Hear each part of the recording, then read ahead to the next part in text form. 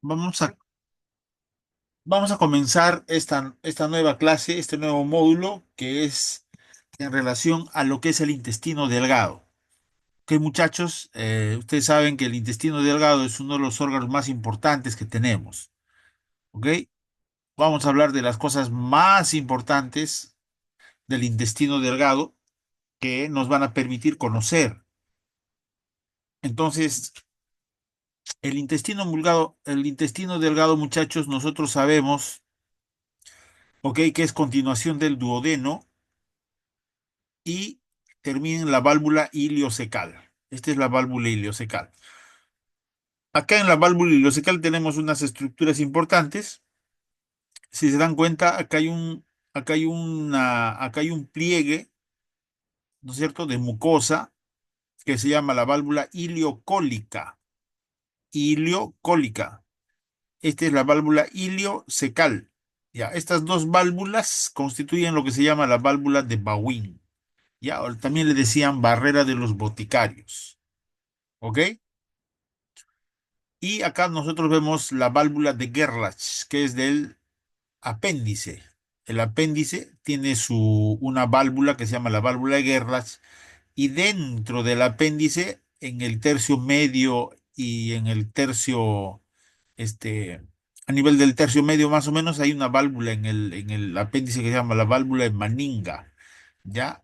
De, que más o menos le han relacionado también como causa de apendicitis. ¿Ok? Entonces, para empezar es eso, ¿no? El intestino delgado prácticamente comienza en el duodeno, pero la otra parte que vamos a estudiar ahora se llama yeyuno ilio, ¿ya? Y va desde el ángulo duodeno yeyunal hasta la válvula iliocecal, donde se encuentra la válvula de Bowin, ¿ok? Ahora, normalmente el intestino anatómicamente se divide en yeyuno y en el ilio, ¿ok? Ya, y ectoscópicamente es difícil determinar el límite entre uno y otro, ¿ok? Pero normalmente se dice que los dos tercios es yeyuno y el tercio es ilio. Ya, siempre el yeyuno es más que el ilio, ¿ok? Ahora, este es un órgano que tiene peritoneo en toda su extensión, como hemos visto, ¿no es cierto? Mide normalmente, mide más o menos mide unos 6 a 8 metros de largo, pero en el muerto. ¿Por qué? Porque ya los músculos se han relajado. En cambio, en el vivo, donde hay tono muscular, mide más o menos de 3 a 5 metros de longitud. Ya el intestino, las asas intestinales, tienen aproximadamente 15 a 16 asas intestinales. 15 a 16 asas intestinales, ya que en promedio cada asa mide 30 centímetros, ya cada asa intestinal mide 30 centímetros más o menos. En cada asa intestinal, en cada asa intestinal,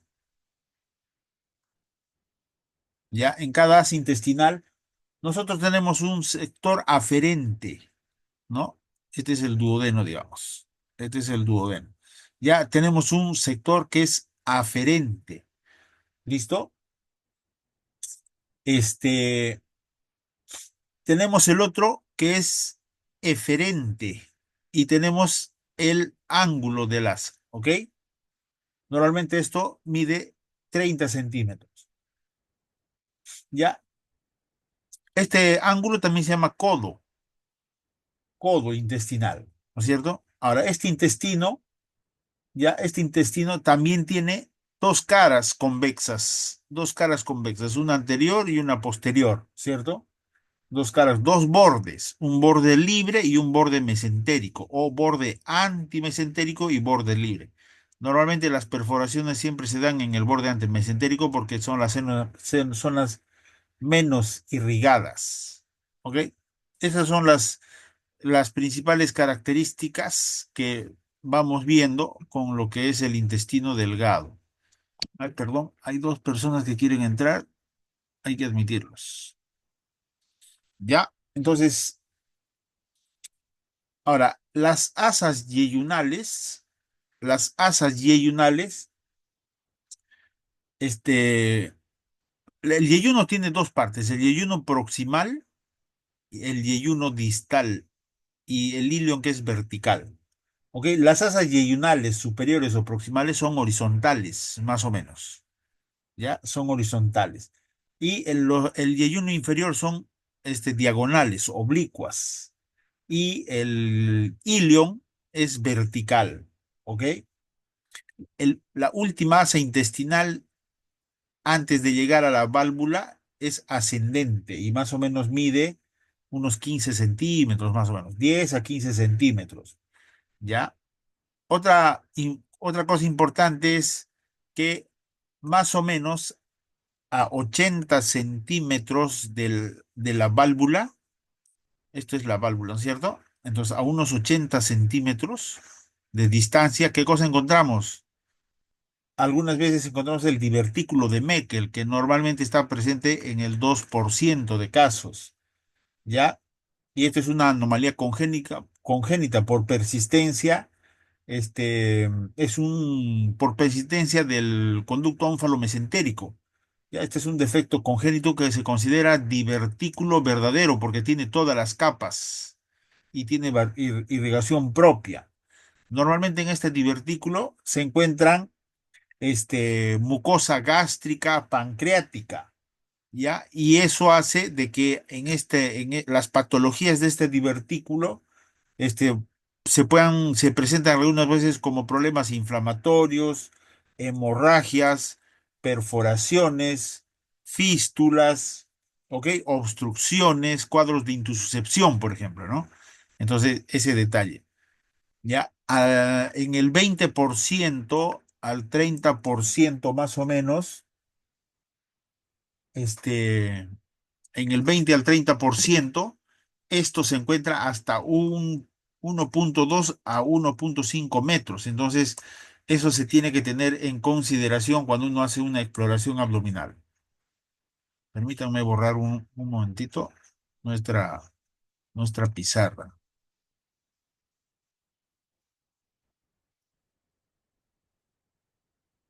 Ahora, un cinquito, por favor.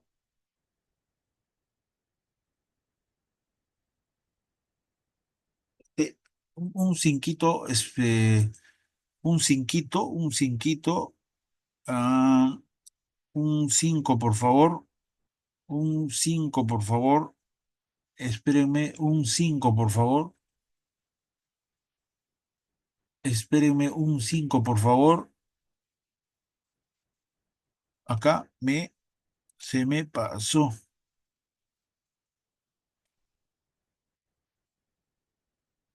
¿Dónde estamos? Acá, listo. Ya, entonces, vamos a ver, de repente quieren entrar más. Ya, entonces, muchachos, entonces. Después de haber hablado un poco de los aspectos generales que tiene el intestino delgado, ¿ok?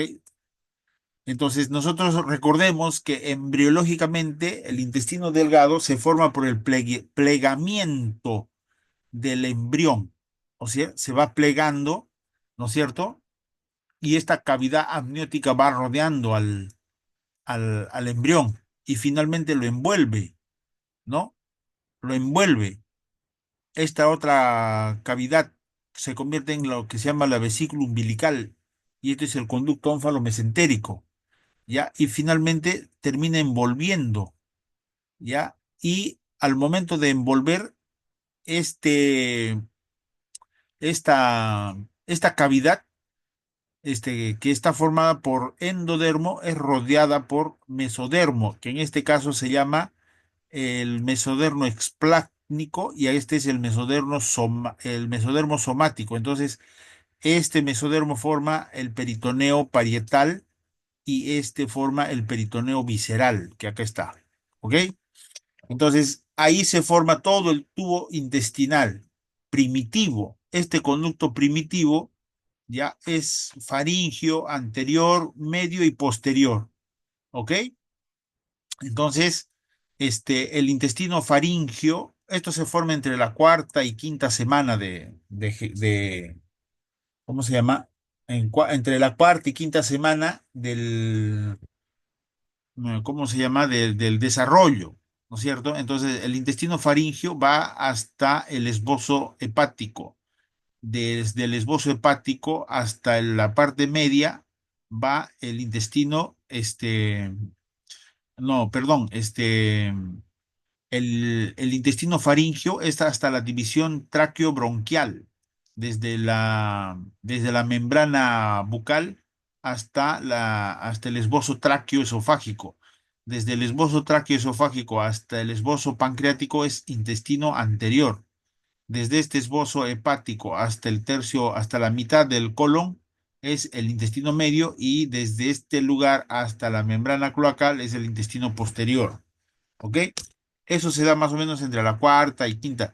Acá se dan cuenta de que este conducto, este tubo primitivo, está suspendido de la pared del peritoneo, lo que va a ser el peritoneo parietal posterior, por unos mesos. Mira, aquí está su meso.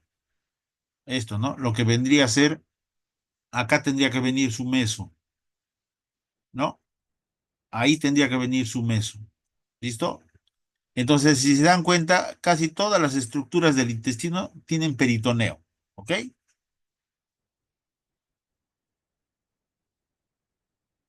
Ahora, histológicamente, muchachos, histológicamente, ya el intestino, todo el tracto gastrointestinal, recuerden que tienen estas capas, ya tiene la mucosa, la submucosa, la muscular y la serosa. La serosa nosotros ya la hemos estudiado al hablar de peritoneo, ¿no es cierto? También tiene la capa mesotelial, la membrana basal y su lámina propia, que se une a la pared del intestino. ¿Ok? La capa muscular en todo el tracto gastrointestinal es una circular interna y longitudinal externa. ¿Ok? Ya, excepto en el estómago, hay otra capa interna que es oblicua. El estómago tiene tres capas, el resto tiene dos capas. ¿Listo? De todas estas capas, la submucosa no existe en la vesícula, por ejemplo, ¿no? Entonces, cuando hablemos de vesícula, le vamos a dar qué importancia tiene la ausencia de la submucosa. Entonces, todo el tracto gastrointestinal tiene estas capas: mucosa, submucosa, muscular y serosa. ¿Ok? La mucosa, muchachos, tiene epitelio, ¿ya? La membrana basal, la lámina propia y la muscular de la mucosa.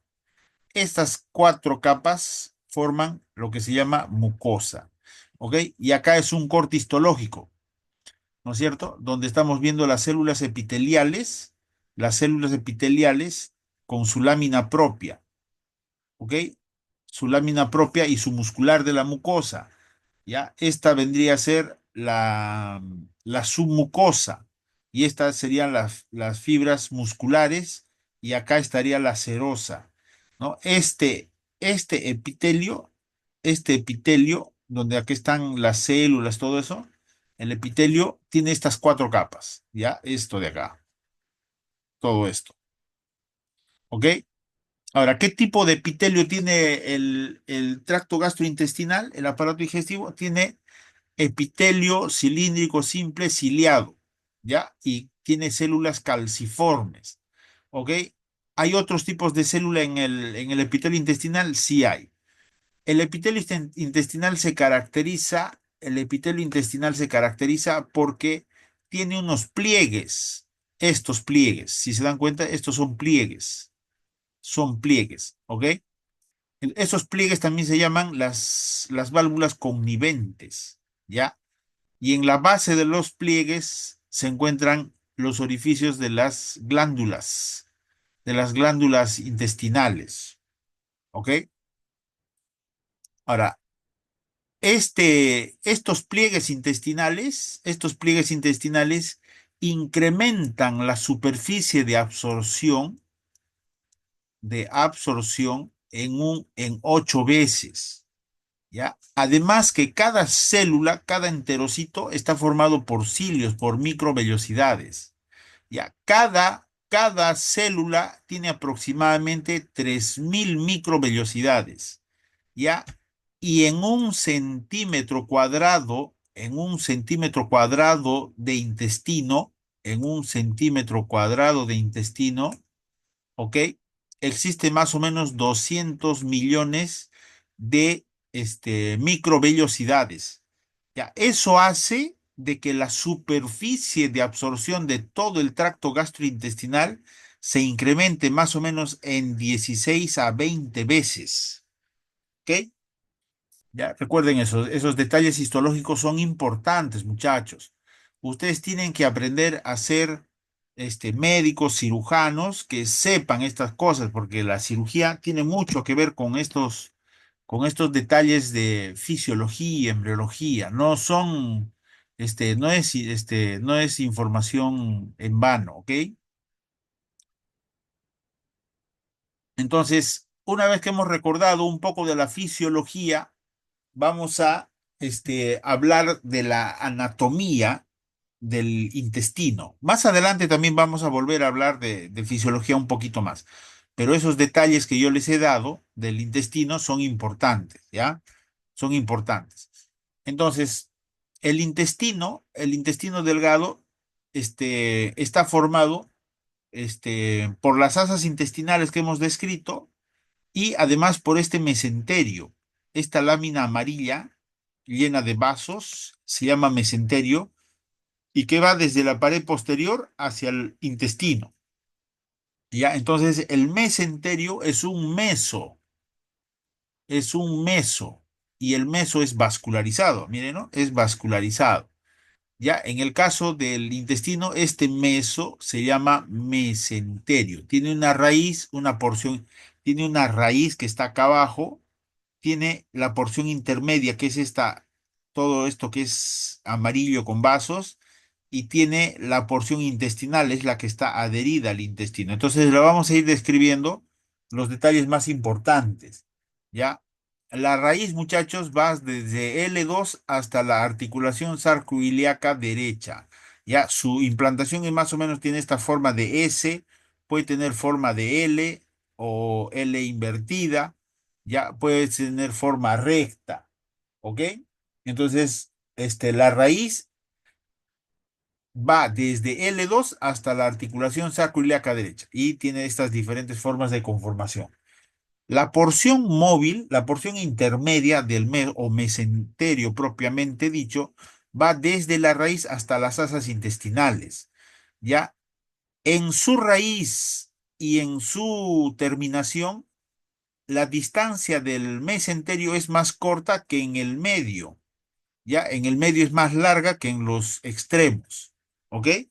Y este mesenterio, aparte de ser un medio de fijación a la pared abdominal, le otorga gran movilidad al intestino. ¿Ok? Le otorga gran movilidad al intestino. ¿Ya? Ahora, en este mesenterio, como ustedes están viendo, está todo el paquete vasculo, nervioso y linfático de todo el intestino. ¿Ya? Ahora, la porción intestinal, muchachos, esta porción intestinal, o sea, una vez que llega al intestino, acaba de formar la porción intestinal. Tanto es así que el intestino tiene un borde libre y un borde mesentérico. ¿Ya? La porción intestinal, tiene una característica. En la parte derecha, el asa llega al borde del intestino y y se dirige directamente a cubrir la cara intestinal. ¿Ok? En la parte posterior, en la parte posterior es diferente. Primero llega al borde, forma una especie de surco y recién lo rodea. En cambio, en la cara anterior prácticamente lo rodea directamente. Esa es la diferencia anatómica del intestino, digo del meso, del mesenterio. ¿Ok? Permítanme tomar un poquito de agua, muchachos. Ahora, ¿qué tenemos en el mesenterio? Tenemos la arteria mesentérica con los vasos mesentéricos. Nosotros sabemos que la arteria mesentérica superior la arteria mesentérica superior va a irrigar a todo el tracto, a todo el intestino, ¿ya? A todo el intestino delgado prácticamente, ¿ok? Entonces, esta arteria mesentérica superior, ¿ya? Normalmente nace de la aorta a nivel de L1, ¿ok? O a 1 o 2 centímetros por debajo del tronco celíaco, ¿ya? Y una vez que emerge, esta arteria mesentérica atraviesa ciertos sectores, por ejemplo, en el espacio peritoneal, retropancreático, preduodenal, en el mesenterio, o sea, va recorriendo diferentes caminos, digo, diferentes porciones. ¿Ya? Entonces, normalmente esta arteria mesentérica tiene un diámetro más o menos de 6 a 12 milímetros. Es un vaso relativamente grande, ¿ok? ¿Ya? Y luego, cuando nace, primero es retroperitoneal, ¿ya? Retropancreático y luego se introduce en las hojas del mesenterio, ¿ok? Y en ese trayecto va a emitir unas ramas, ¿ya? Va a emitir unas ramas. Entonces, tiene un trayecto retroperitoneal, retropancreático y por la cara anterior del duodeno, ¿no es cierto? Y luego se introduce en la raíz del mesenterio y ahí emite sus ramas, ¿ya? Entonces, vamos a describir algunas características de las porciones de la aorta. ¿Ya? Entonces, el primer segmento es el segmento retroperitoneal, ¿no es cierto? Es el segmento retroperitoneal y a este nivel, en su nacimiento, forma lo que se llama el compás aortomesentérico, aortomesentérico. Por este compás aortomesentérico, ¿qué cosa atraviesa? La vena renal, ¿ya? El, el uncus del páncreas, ya el proceso uncinado del páncreas y el duodeno. ¿Ok? Esas estructuras son las que atraviesan, los que se encuentran entre el compás aorto-mesentérico. Ya, cuando este compás aorto-mesentérico disminuye su ángulo, entonces comprime las estructuras del compás aorto-mesentérico, ya, y puede obstruir el duodeno, que en ese caso se llama este, el síndrome de Wilkie. Ya, cuando obstruye el duodeno, se llama síndrome de Wilkie. ¿Ya? Y se caracteriza básicamente por un cuadro obstructivo, pues alto, ¿no? Un cuadro obstructivo, un síndrome pilórico, náuseas, vómitos, este, postprandiales inmediatos, ¿no? Entonces, ese es el síndrome de Wilkie. Y además también puede comprimir la vena renal izquierda, y en ese caso se llama el síndrome de cascanueces, que básicamente se caracteriza por hipertensión arterial renal y hematuria, ¿ya? Entonces, esos dos componentes clínicos pueden ocasionar una alteración del compás aortomesentérico. Una vez que ha salido del compás aortomesentérico, muchachos, entonces la arteria va a estar a nivel del nacimiento de la porta, ¿ya? A nivel del nacimiento de la porta. Y en esta zona, la arteria mesentérica está dentro de esta encrucijada venosa, que es una encrucijada venosa, de muy difícil disección. ¿Ya? Y acá, ¿qué cosas se encuentran? En esta tríada se encuentra todo el complejo ganglionar, retropancreático. ¿Ya? Es un acceso un poco dificultoso que hay que tener mucha experiencia. Entonces, este cuadrilátero se llama el cuadrilátero de Rougier, ¿ya? ¿Y cómo está formado? Está formado por el tronco espleno-mesaraico. ¿Ya? Este tronco espleno-mesaraico se forma de la unión de la vena esplénica y de la vena mesentérica superior. Digo, inferior. La vena mesentérica inferior se junta con la vena esplénica y forman el tronco espleno-mesaraico. Entonces, el límite superior de esta encrucijada de Royer es el tronco espleno-mesaraico, ¿ok? Por debajo, ¿qué cosa tenemos? La vena renal izquierda, ¿ya? La vena renal izquierda. ¿Listo? Y a los lados tenemos la vena mesentérica superior y la vena mesentérica inferior. ¿Listo? En ese cuadrilátero de Ruye es donde se encuentra la arteria mesentérica y los ganglios pancreáticos, retropancreáticos. ¿Ok? Entonces, este, una vez que atraviesa esta encrucijada venosa, la arteria, la arteria mesentérica, este, va a estar a nivel de la raíz del mesenterio, ¿ok? ¿Ya? Y va a estar a la izquierda de la vena mesentérica superior. Entonces, a este nivel es donde ya se va a introducir en la raíz del mesenterio, se va a meter en el mesenterio. Entonces, estas son los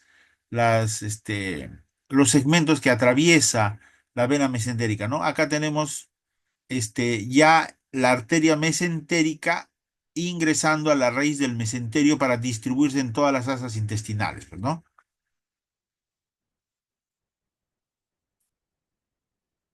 Esperen, está regresando la. Ahora, el otro segmento de la arteria mesentérica superior, ya es intraperitoneal en las hojas del mesenterio, ¿ya? Y en esta zona ya intraabdominal, va a emitir ramas derechas y ramas izquierdas. Las ramas izquierdas básicamente son las arterias yeyuno-iliares y las ramas derechas son una pancreática, la cólica media y la cólica derecha superior. ¿Ok? Esas son las ramas. ¿Ya? A ver, permítame. Ya. Entonces, las ramas colaterales derechas son, uno, la arteria pancreato duodenal superior. ¿Ya? La arteria pancreato duodenal superior es la primera rama de la arteria mesentérica superior. ¿Ya? Esta arteria pancreato duodenal inferior se divide en anterior y posterior. La pancreato duodenal inferior se divide en anterior y posterior y se juntan con la pancreato duodenal superior, anterior y posterior, y irrigan la cabeza y el duodeno y la cabeza del páncreas. Esa es la primera rama de la arteria mesentérica superior. De rama derecha, ¿ya? La siguiente rama derecha es la arteria cólica media. Esta arteria cólica media normalmente irriga al colon transverso, a la mitad derecha del colon transverso. ¿Listo? Cuando esta arteria cólica es poco frecuente, no es constante, ¿ya? Pero cuando está presente esta cólica media cuando nace emite una rama que se va a juntar con la arteria cólica superior derecha, ¿ya? Y esta cólica media emite otra rama que se va a juntar con la rama ascendente de la cólica izquierda. Ya, acá les comento que la anastomosis entre la arteria cólica media y la arteria cólica izquierda se llama el arco de Riolano, ¿ok? En cambio, más adelante vamos a hablar también de lo mismo, solo que estoy aprovechando. En cambio, la anastomosis entre la arteria cólica izquierda y la cólica derecha, ya cuando está ausente la arteria cólica media, existe una anastomosis de la cólica superior derecha con la cólica izquierda. Ya, esa arcada vascular se llama la arcada vascular de Haller. ¿Ok? Listo, entonces, y finalmente tenemos, después de dar esta arteria mesentérica, después de dar primero la pancreato duodenal, segundo la arteria cólica y tercero la arteria cólica superior derecha que irriga el ángulo, y el colon ascendente, ¿ya? Entonces, esas son las arterias derechas. Estas arterias son terminales que vamos a describir más adelante, ¿ya? Entonces, ahora vamos a ver la irrigación de las asas intestinales, ¿ya? Entonces, estas asas intestinales, muchachos,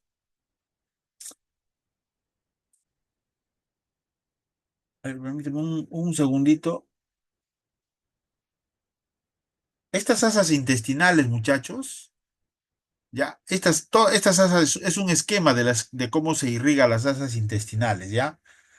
Normalmente hay 15 a 18 vasos intestinales, ¿ya? Al lado izquierdo. O sea, una vez que nace la mesentérica, al lado izquierdo se liberan entre unas 15 a 18 arterias intestinales, ¿ya?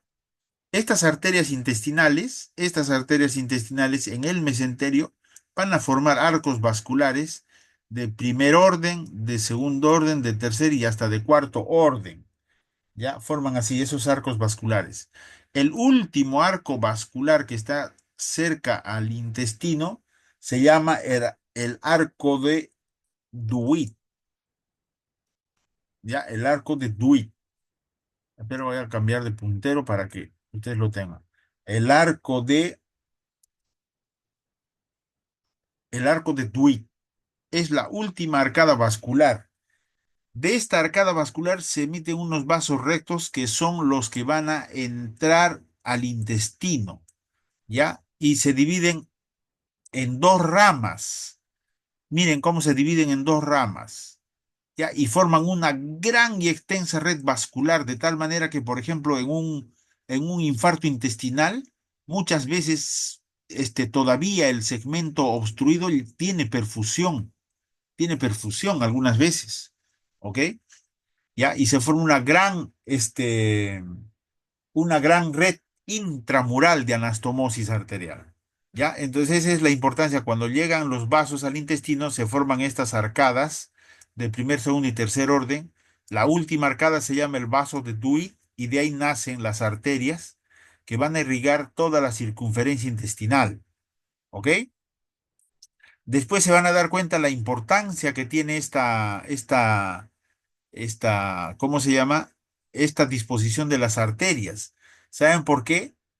Porque en los síndromes de intestino corto, uno puede entrar y separar a este nivel, se separa el intestino, se corta el intestino acá y se separan en dos mitades, así, ¿no? Entonces se separa así en dos mitades por este espacio, por esta zona vascular. ¿Ya? Y después se anastomosan estos dos, pues, y entonces el intestino se elonga. O sea, de un segmento así se sacan dos segmentos vasculares, ¿no? Y cada uno de esos segmentos, uno se traslada y se aumenta se secciona acá en la parte media, miren, acá se secciona.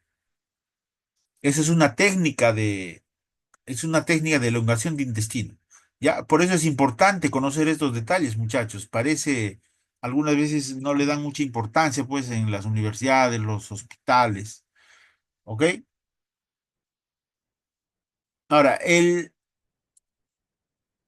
el intestino, muchachos, está el ángulo duodeno y ayunal y está la primera asa intestinal, ¿ok? Entonces, la irrigación del ángulo duodeno y ayunal y de la primera asa intestinal es interesante, ¿ya? Es interesante. Entonces, ay, perdón, perdón.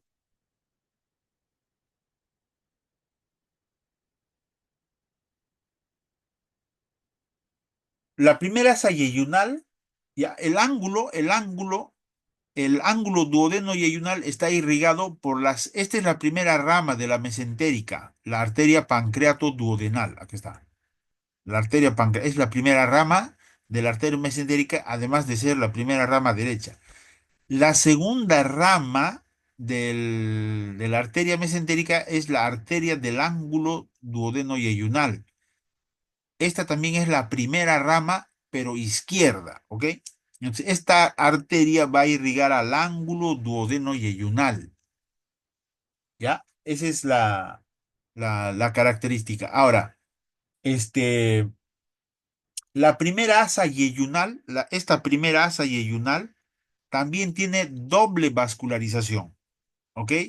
Está irrigado por la primera asa yeyunal. Esta es la arteria del ángulo y luego viene la arteria de la primera asa yeyunal.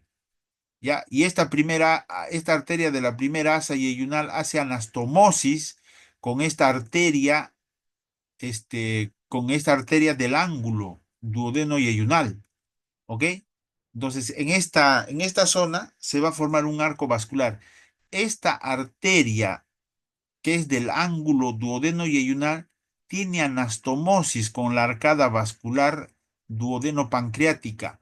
Por lo tanto, este ángulo duodeno yeyunal y esta primera asa intestinal tienen también irrigación del tronco celíaco mediante este arco vascular. ¿Ok?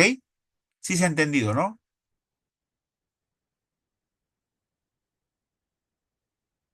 Entonces, este ángulo duodeno yeyunal está irrigado por la primera arteria izquierda que va al ángulo duodeno yeyunal.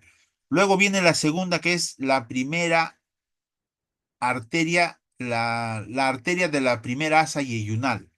¿Ya? Y esos hacen una anastomosis, ¿ya? Y mediante esa anastomosis, esta arteria del ángulo duodeno yeyunal también tiene anastomosis con la arcada vascular duodeno-pancreática.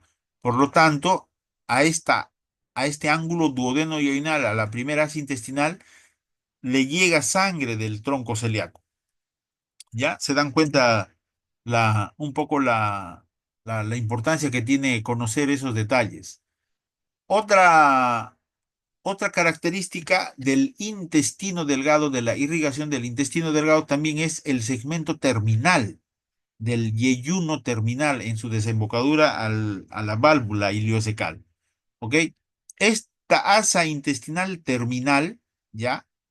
Tiene una irrigación doble mediante la última rama yeyunal, ¿ya? La última rama yeyunal que se mezcla con una arteria recurrente yeyunal del tronco biseco apendículo cólico. ¿Ya? Este tronco terminal biseco apendículo cólico emite una rama arterial recurrente, ¿ya? Y se anastomosa con la última rama yeyunal y acá forman un arco vascular que algunas veces esta zona lo consideraban un punto crítico, ¿no? Y a esta zona se le denominaba el arco vascular de Treves, ¿ya? Entonces, este punto crítico hacía de que en las hemicolectomías, listo, era ideal resecar por lo menos unos 15 a 20 centímetros del yeyuno ileal para evitar un posible compromiso vascular del asa residual.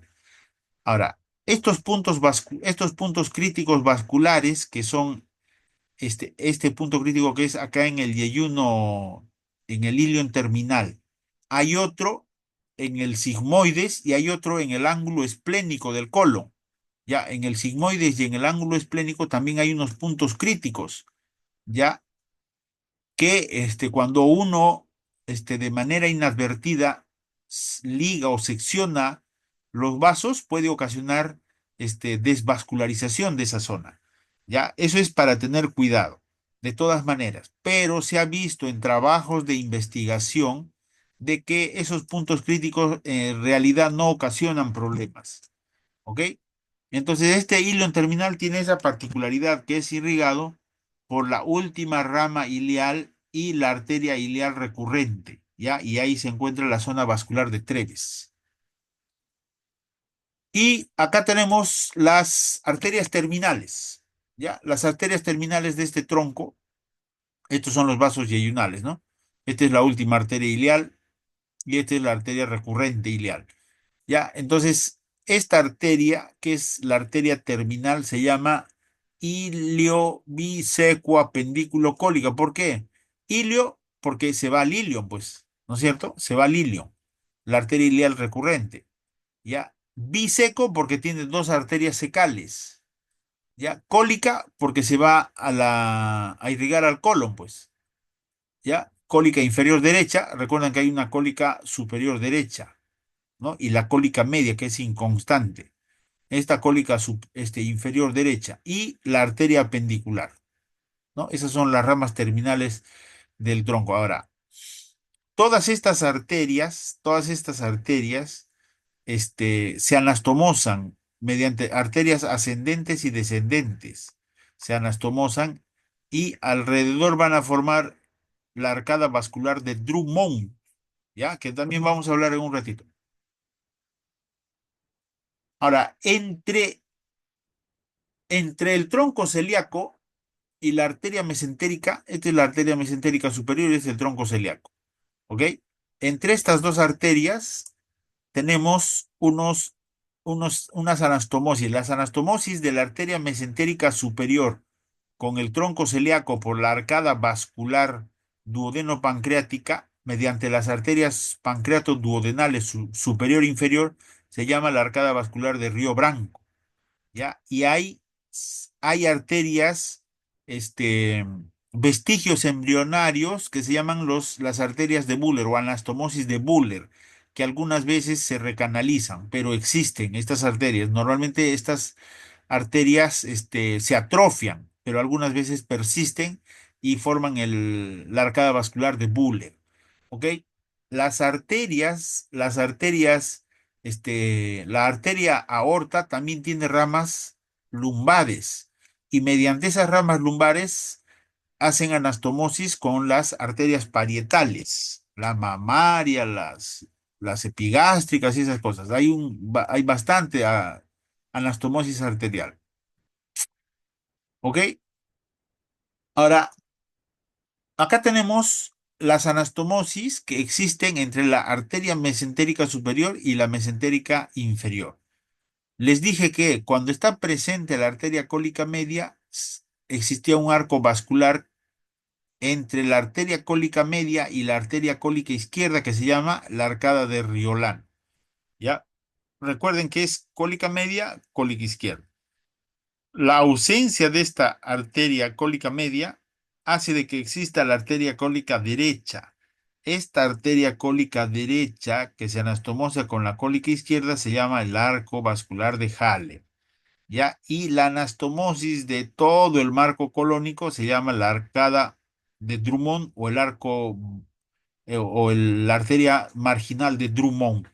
¿Ya? Ahora, les decía que existen otros puntos críticos acá en el intestino grueso. Uno es el de Griffith, que está en el ángulo esplénico del colon, ¿ok?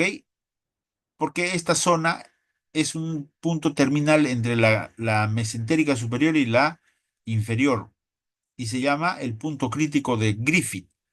Y también tenemos la arteria, el punto crítico de Sudeck, que es en el colon sigmoides. ¿Ok? Ahora, estos puntos críticos alguna vez tienen relevancia cuando se ligan tanto distal como proximal, quedan sin vascularización, ¿ya? Entonces hay que tener mucho cuidado.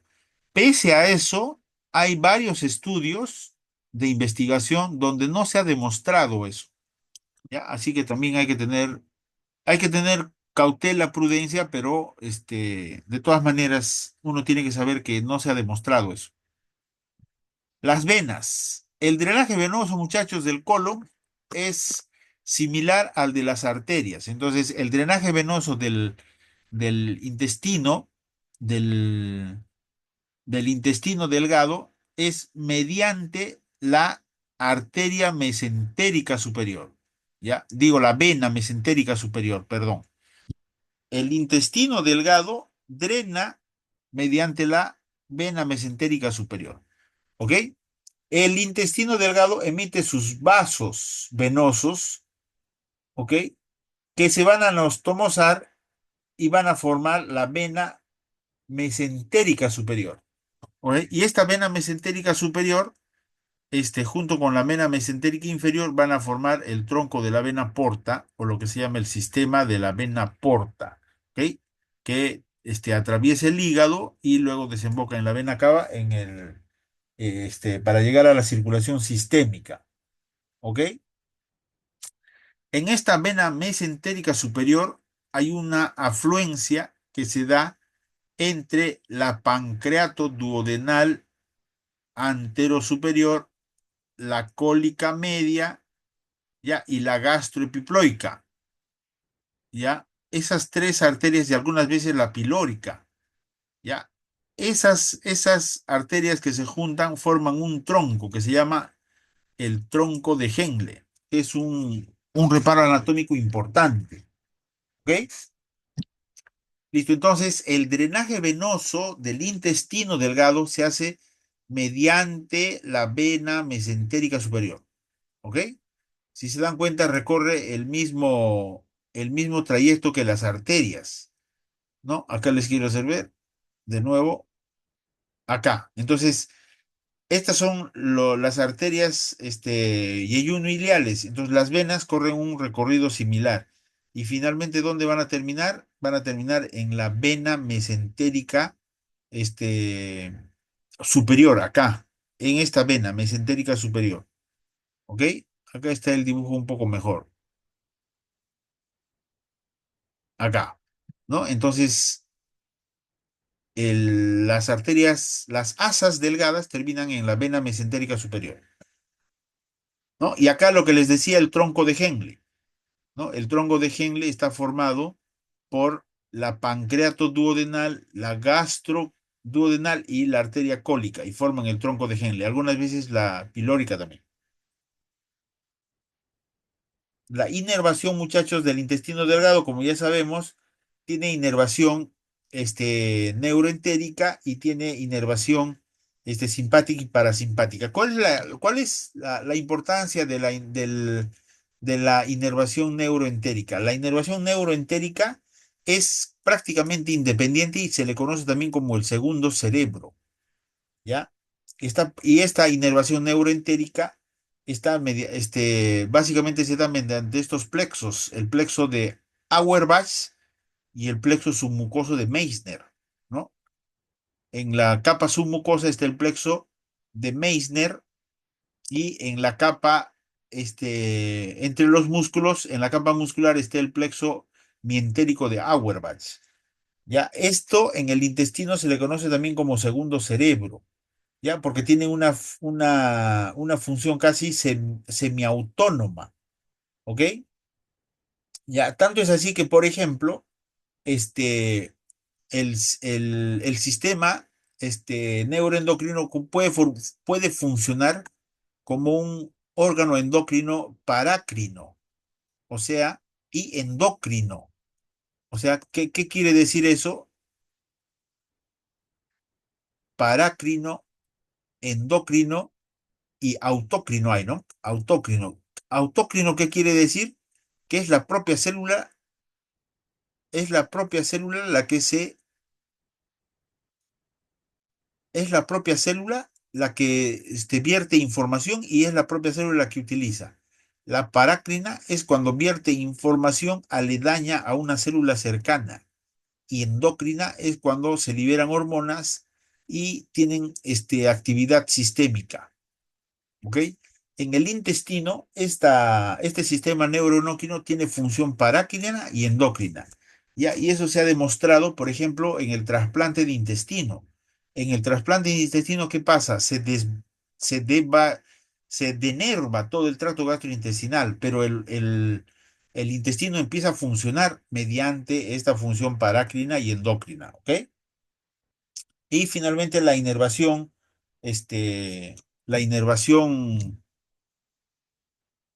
simpática y parasimpática del intestino delgado, ¿no? Mediante el plexo mesentérico superior y el plexo solar, ¿ok? Esa es la inervación del intestino, ¿no? Acá tenemos la inervación simpática y parasimpática. Ahora, los ganglios linfáticos, muchachos, el drenaje linfático del intestino también tiene el mismo recorrido de las arterias, de los vasos, ¿ya? Entonces, el drenaje linfático, ¿dónde comienza? Comienza en la pared intestinal, ¿ya? En la pared intestinal. Comienza acá, en la pared intestinal. Luego luego de que el drenaje linfático forma un plexo en la pared intestinal, va a formar un plexo yuxtaintestinal, ¿no? Y después va a formar un plexo intermedio yuxtaintestinal, o sea, acá, un plexo intermedio y un plexo principal, ¿ok? En el intestino más o menos se tiene alrededor de unos 100 a 200 ganglios, muchachos, ¿ya? Y una vez que se forma el arco, el plexo linfático intestinal en el espesor de la pared, ya esos ganglios van a tener tres destinos o se organizan en tres grupos. Como les decía, primero drenan a los ganglios ubicados en la periferia del intestino, que se llaman el plexo yuxta intestinal. Luego, este drenaje continúa hacia los ganglios intermedios, donde están las arcadas vasculares primarias, secundarias, ¿ya? Y esos son los ganglios intermedios. ¿Listo? Y finalmente terminan en los ganglios centrales, ¿ya? En los ganglios centrales, donde están en la raíz de los vasos principales, ¿ok? De esos vasos principales se van a dirigir mediante un tronco se van a juntar este, a nivel de una cadena de ganglios que se llama el ganglio de Pequet. Luego en un tronco lumbar y terminan ¿cómo se llama? Van a terminar en el conducto torácico y finalmente en la circulación sistémica. ¿Ok? Ese es el recorrido que hacen los ganglios. Primero en la pared, luego yuxta intestinal, los ganglios intermedios, los ganglios centrales, al, a la cisterna de Pequet, ya ¿cómo se llama? Al tronco lumbar izquierdo y finalmente al conducto torácico y de ahí a la circulación sistémica. Ese es el recorrido que hacen los ganglios linfáticos. Ya, ahora, en el yeyuno proximal, o sea, en esta parte de acá, en el yeyuno proximal, ya hay un grupo de ganglios que se dirigen no al ganglio central, sino de manera lateral. Hacen un trayecto lateral, ya, y finalmente, ¿dónde van a terminar? En los ganglios paraórticos, ¿ya? Y terminan en los ganglios paraórticos, ¿ya? O en los ganglios aórticos renales, porque están, pues, ¿no? Ahí terminan. Los ganglios en el yeyuno proximal se da eso, ¿ya? Ahora, en el ilion terminal, muchachos, ¿ya? Drenan hacia la cadena paracólica, acá, a la cadena paracólica, y luego se van al tronco bisecoapendículo cólico, ¿no? Y finalmente se van a la cadena central, ¿ya? Ese es más o menos así es el drenaje linfático del intestino delgado. Primero es parietal, luego es yuxtaintestinal, luego son ganglios intermedios, ganglios centrales, la cisterna de Pequet, el tronco lumbar izquierdo, el conducto torácico y la circulación sistémica, ¿ok? En el yeyuno hay un grupo de ganglios que se van vía lateral hacia los ganglios aórticos renales, ¿no? Y en el ilion terminal van hacia los parietocólicos y luego al tronco bisecoapendículo cólico y luego a los ganglios centrales y siguen el mismo recorrido. Ya, esos detalles son importantes, muchachos, en cirugías oncológicas, básicamente. En cuanto a la fisiología intestinal, muchachos, ya recordemos que la patología intestinal es bastante frecuente, ya la patología intestinal es bastante frecuente en los hospitales. los pacientes son sometidos a intervenciones quirúrgicas, son operados de apendicitis, de perforaciones intestinales. Entonces, recordar la fisiología del intestino es muy importante, ¿ya? Recuerden que el intestino tiene una gran superficie de absorción que se incrementa entre 16 a 20 veces la capacidad de absorción gracias a estas microvellosidades y a los pliegues que hace, ¿ya? Entonces, la capacidad de absorción que tiene el intestino es 10 veces más de lo normal. Tiene esa gran capacidad de absorción el intestino, ¿ya? Normalmente absorbe cientos de gramos de glucosa. O sea, la glucosa puede absorber la cantidad, por eso es que los pacientes, las personas, tendemos a subir de peso. Tú comes hidratos de carbono y todo se absorbe. Puedes comer 10 panes y se absorbe todo, 20 panes se absorbe todo, ¿ok? ¿Ya? Entonces, la capacidad de absorción de hidratos de carbono del intestino es por cientos de gramos de hidratos de carbono. Puede absorber hasta 100 gramos de grasa, ¿no? Entre 50 y 100 gramos de aminoácidos, ¿ya? Puede absorber hasta 10 litros de agua, ¿ya? Y para absorber todo eso, se necesitan solo 100 centímetros de yeyuno, ¿ok? Mínimo, ¿ya? Nosotros necesitamos 100 centímetros de yeyuno, 100 centímetros, 100 centímetros para poder tener una adecuada hidratación y nutrición, ¿ya? Ahora, en el tracto gastrointestinal, nosotros tenemos que recordar algo, que se absorbe agua, se absorbe sodio, se absorbe electrolitos en general, se absorbe glucosa, se absorben aminoácidos, se absorbe hidrógeno, ¿ok? Todos estos componentes que son principales se absorben más o menos así. El agua se absorbe por difusión mediante el proceso de ósmosis, ya en el tanto paracelular como transcelular. Entonces, el agua puede difundir por ósmosis, ya transcelular o paracelular, ¿ok? Ahora, el, el sodio, el sodio se transporta junto con el cloro, ¿ok? Y es un transporte activo, ¿listo?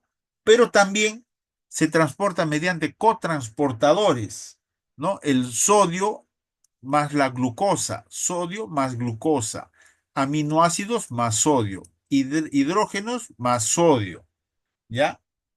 Entonces, estas bombas hacen de que todos estos componentes se absorban en el intestino. ¿Listo? También se absorbe bicarbonato, toxinas, todo se absorbe entre el duodeno y los 100 primeros centímetros del yeyuno. Casi el 90% de los nutrientes se absorben en el duodeno y en los primeros 100 centímetros del yeyuno. ¿Ok?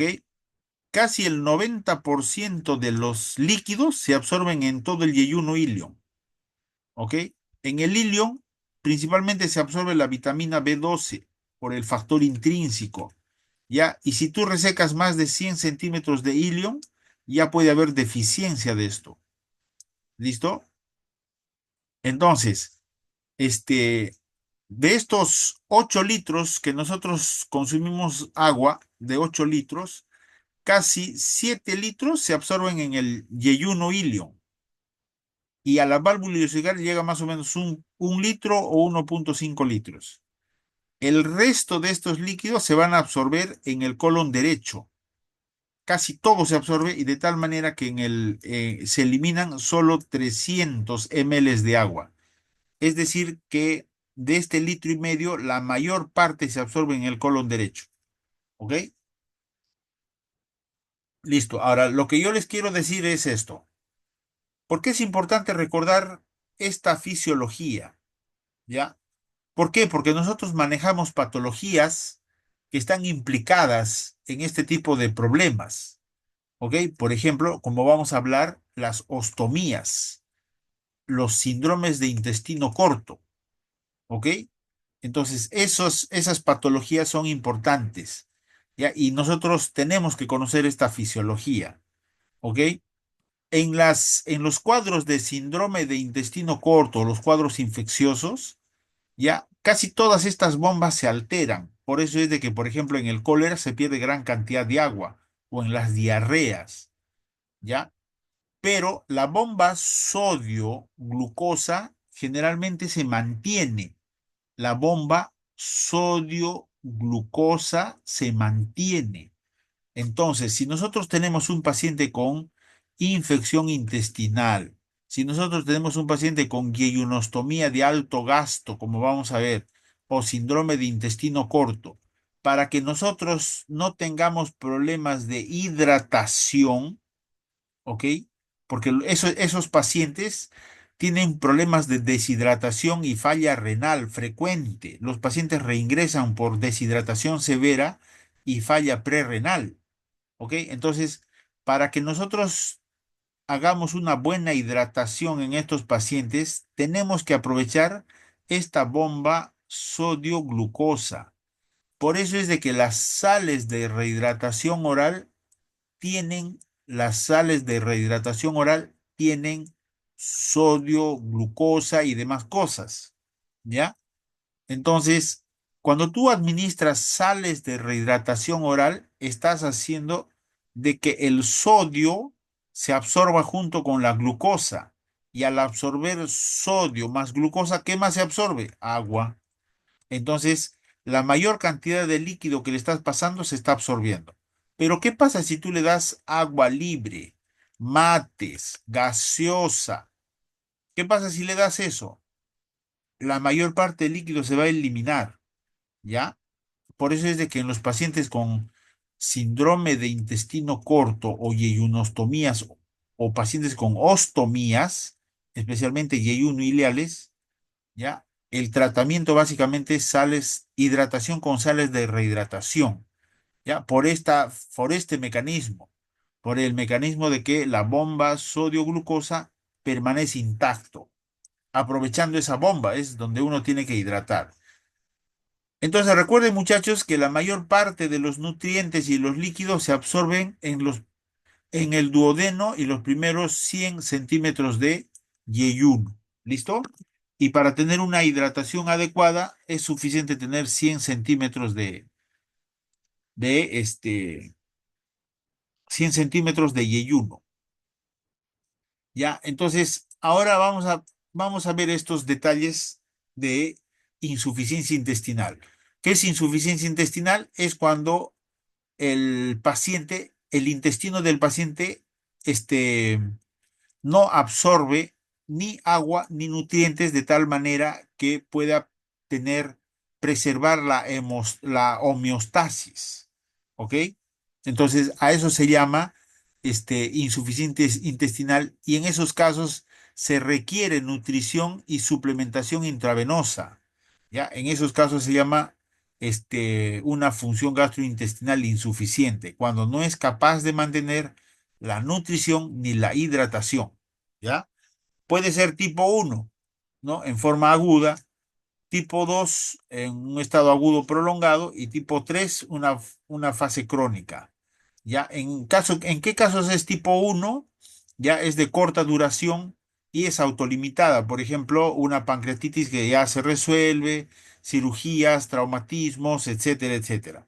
¿No? Y generalmente se requiere soporte mínimo y el paciente se va a recuperar. ¿No? Porque todas estas lesiones pueden producir hilio, ya hilio intestinal. La tipo 2 es cuando es un estado agudo prolongado, por ejemplo, los traumas abdominales con resección intestinal, las hernias estranguladas, las trombosis mesentéricas, ¿ok?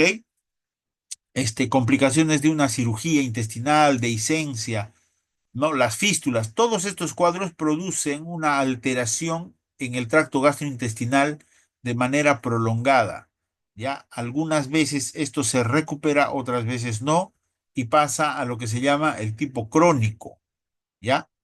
pero estos pacientes pueden mantenerse metabólicamente estables.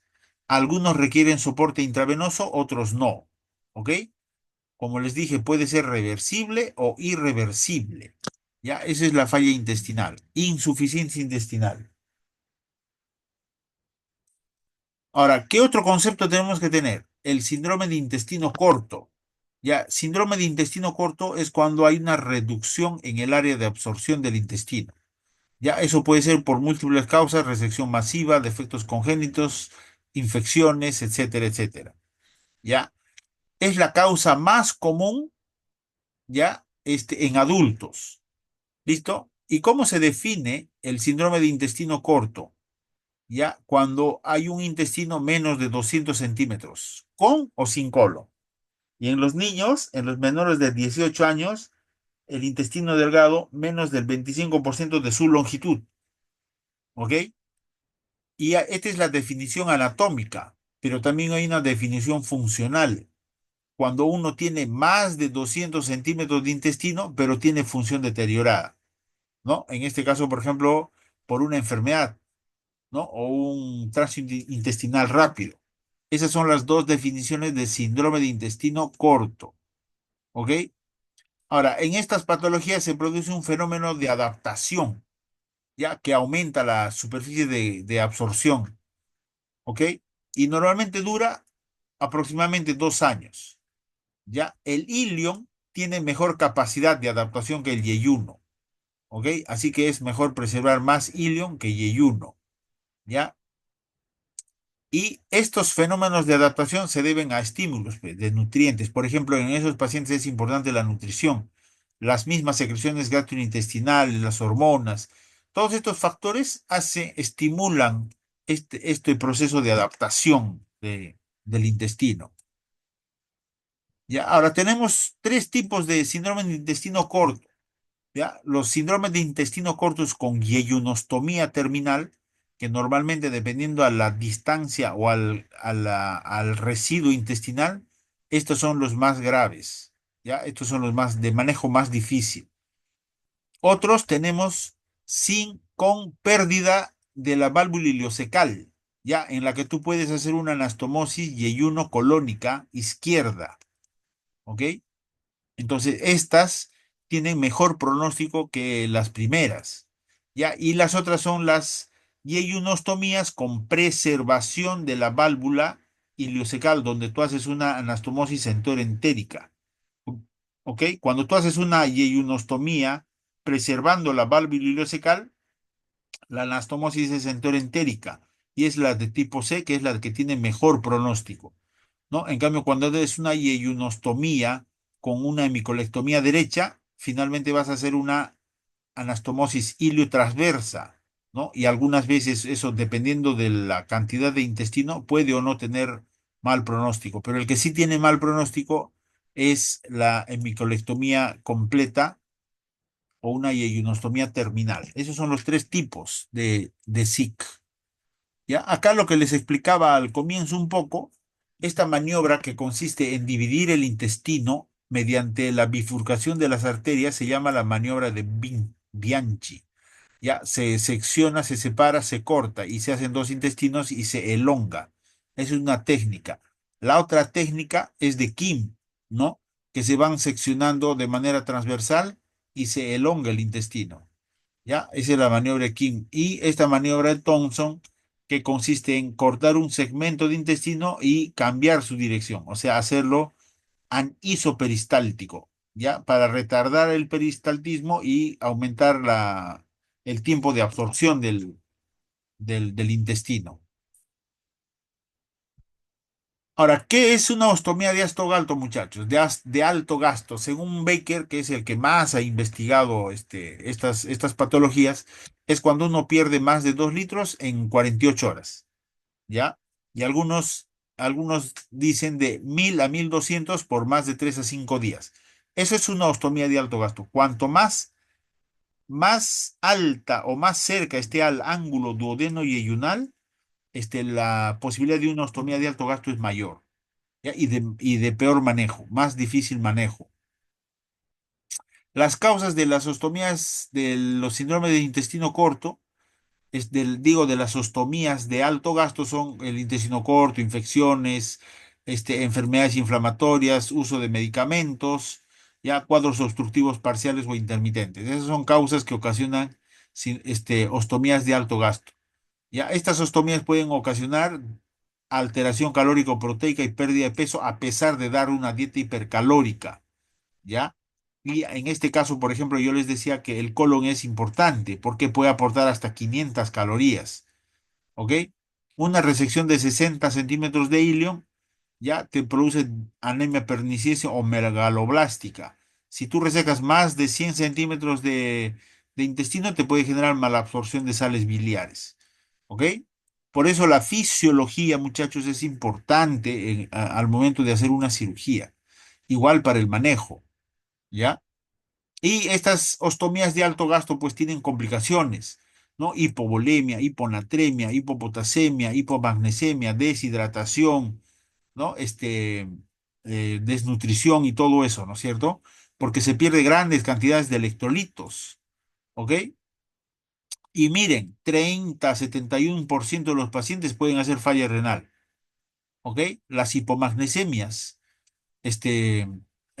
son refractarias, especialmente si no se repone el potasio, ¿ya? Y se manifiestan por hiperexcitabilidad, tetania, convulsiones, ¿ok? Esas son las potenciales complicaciones de las ostomías de alto gasto. Ahora, lo que yo les decía, ¿no? El manejo. El manejo básicamente es. Acá tienes ustedes tienen acá el protocolo de Baker, que es para manejo de ostomías que tienen 3 grados, ¿ya? Pero básicamente lo que consiste es en la hidratación a base de sales de rehidratación oral, ya que tengan sodio y glucosa. Evitar bebidas hipotónicas, ¿listo? Para evitar desnutrición. Y de acuerdo a este protocolo, existen estas 3 fases que pueden ir incrementando, pues, ¿no? Ahora, este, finalmente cuando un paciente, este, ya tiene problemas, ya tiene problemas de desnutrición, es difícil manejar la nutrición vía endovenosa, etcétera, etcétera, esos pacientes finalmente tendrían que ser candidatos a trasplante de intestino. Lamentablemente en nuestro Perú no tenemos, ya aún no tenemos, sí va a haber pronto, listo, pero hay países como Brasil, Argentina, en Sudamérica que sí lo hacen. ¿Ok? Listo, muchachos. Eso es en relación a intestino delgado. Si tienen alguna pregunta, pueden abrir el chat o abrir el micrófono. Pues no pueden escribir por el chat o por el micrófono.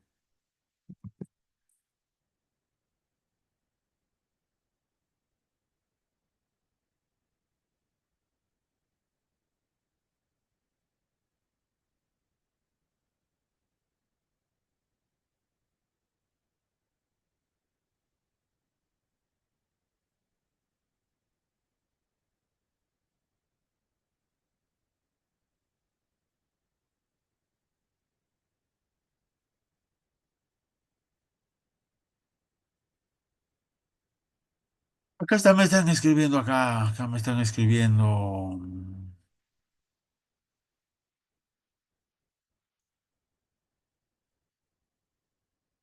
Ronner, no sé qué ha escrito. Prefiero repasarlo con calma. Bueno, ahí tienes el manual, Ronner. Ahí tienes el manual que está, como tú has visto, recontra resumido como para que lo tengas en cualquier momento. Acá me dice, ¿qué se considera síndrome de intestino corto cuando es menos de 200 sin con los 100 primeros centímetros? Basta. Ah, ya. Bueno, a ver, vamos a repetir eso, ¿ya?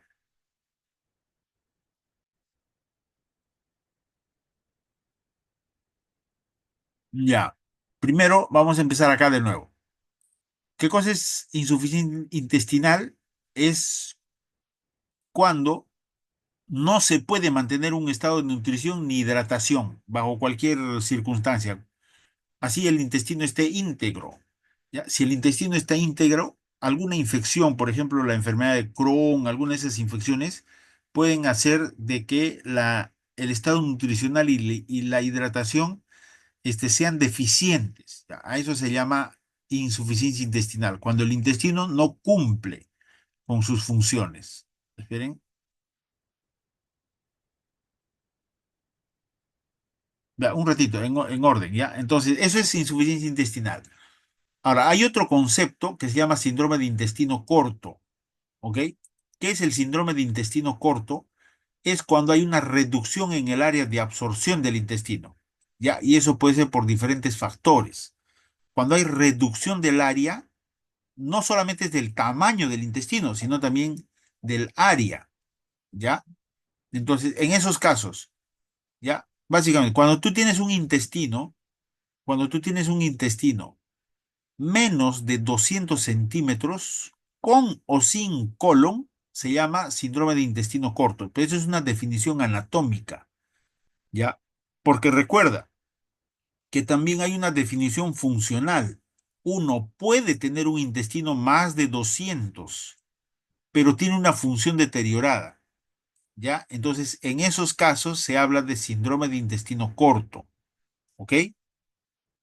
Entonces, este concepto recuerden que es un poco diferente a este, ¿ya? Porque una persona puede tener intestino corto, ¿ok? Puede tener un intestino corto, pero, este, pero puede tener la función, intestinal normal, su nutrición y la hidratación se pueden mantener. ¿Ok? Entonces, en ese caso, no es que tú tengas un intestino corto y ya te dé insuficiente y falla intestinal, no, ¿ya? La falla intestinal es cuando no se puede mantener un estado de nutrición e hidratación, ¿ya? Incluso, bueno, sin suplementación, intravenosa y arterial, ¿ya? Ahora, el síndrome de intestino corto está hablando de un intestino pequeño, ¿ya? Por producto de una cirugía, básicamente.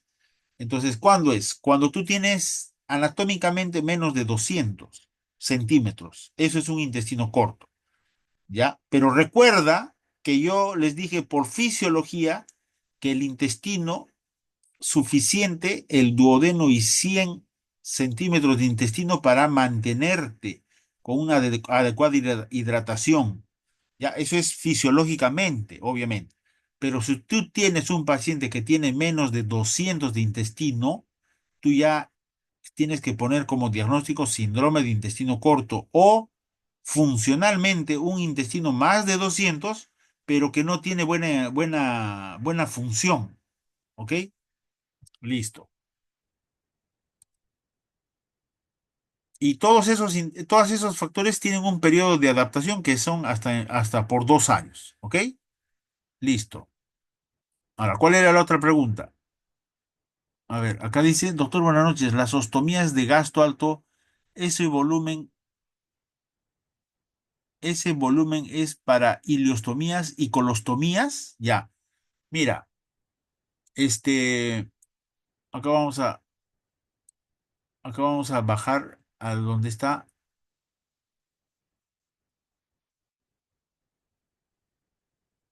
Acá, ostomías de alto gasto. Ya. Recuerden. Por fisiología, vamos a recordar un poquito acá de fisiología. Este es el duodeno, este es el intestino y este es el colon, ¿no es cierto? Acá vamos a dibujar el duodeno, he dibujado al revés, creo, ya no importa, ya. Este es el colon, ya. Este es el colon, este es el sigmoides y el recto, ¿ok? Ya está. Este es el colon, ¿ya? Entonces, cuando tú hablas de ostomía de alto gasto, ¿ya? Las ostomías de alto gasto generalmente son yeyuno-ileales, especialmente yeyunales, ¿ya? Recuerda que si tú ingieres 8 litros de agua, 8 litros, esos 8 litros, el 90% se absorben entre el duodeno y los primeros 100 a 200 metros de intestino.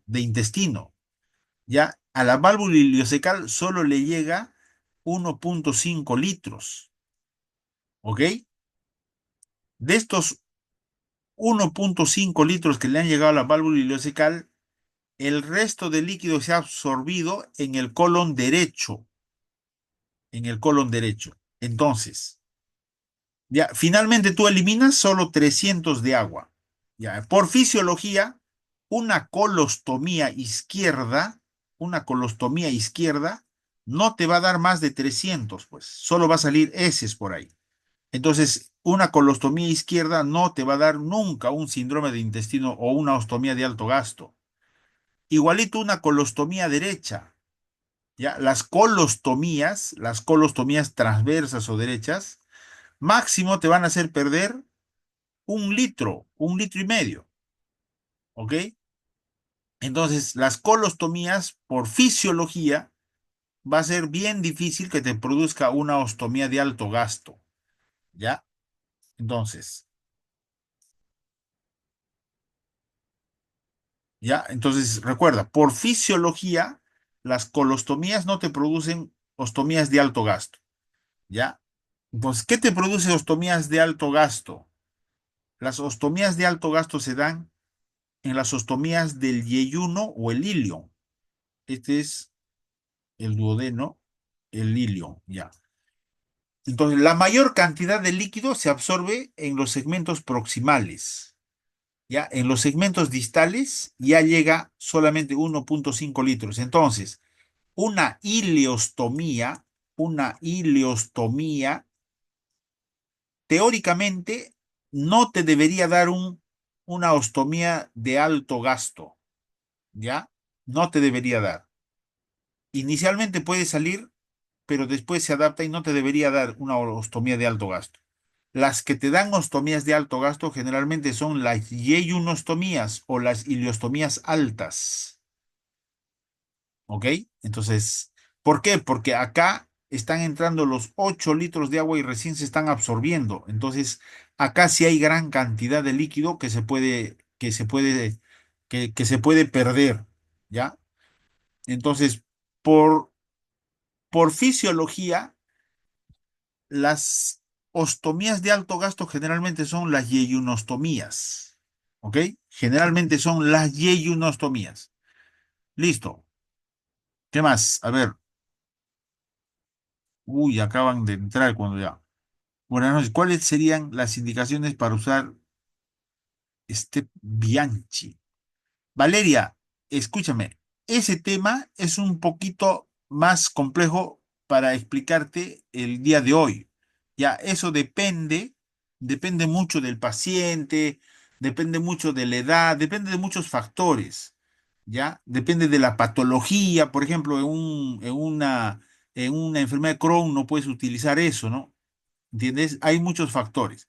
Ya, depende de muchas causas. ¿Ya? Depende de la disponibilidad de recursos, hay varios factores y depende también de la capacidad de la experiencia del cirujano. Entonces, en otro momento te puedo explicar con un poquito más de detalle ese otro tema. Aquí estamos hablando un poquito con menos complejo, ¿ok? Aquí dice, "Don, ¿cuáles serían las indicaciones para usar Step Bianchi o Thompson?" Ah, bueno, ¿ves? Lo mismo bueno, es la misma pregunta, ¿ya?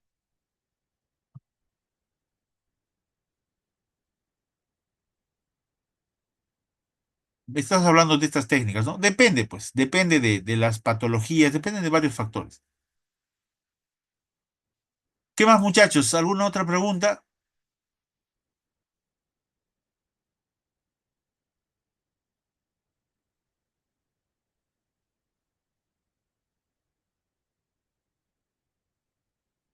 Bueno, ¿qué hora es ahorita? Ya, les voy a dar un descansito un descanso más o menos de unos 15 minutitos y arrancamos el otro tema que es de colon, muchachos. Digo, sí, de colon, ¿ya? Así que nos vemos en un ratito.